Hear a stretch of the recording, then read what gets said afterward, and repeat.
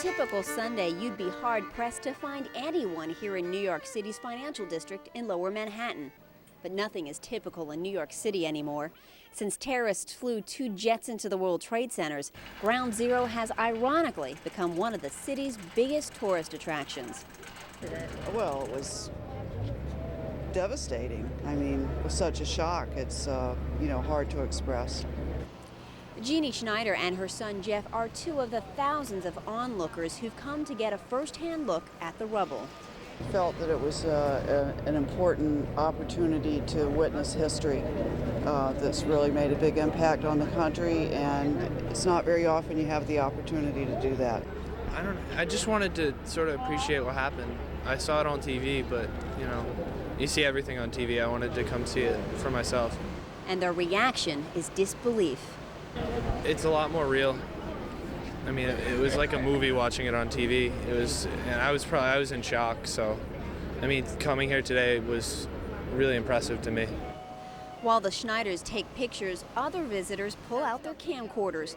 When Australians Jeremy Calabrese and his girlfriend planned their trip to New York, they had hoped to see the Twin Towers in person.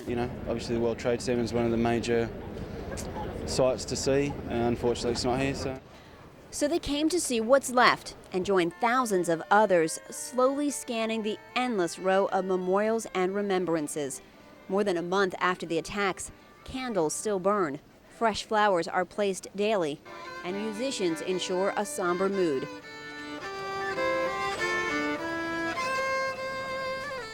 Street vendors even sell tourists the image of what New York's skyline used to look like.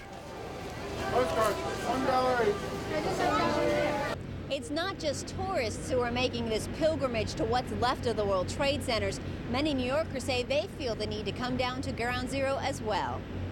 Just here because I thought it was time to come back down again. And that's part, I think, of the recovery process. This is the first time native New Yorker Ernest Freimuller has returned to Ground Zero. It's just a vacancy. I would drive up this street that we're standing on very, very often, almost every weekend in the summertime. And as you would come up this street, you would face right immediately the World Trade Center, and you would always see the 2 towers.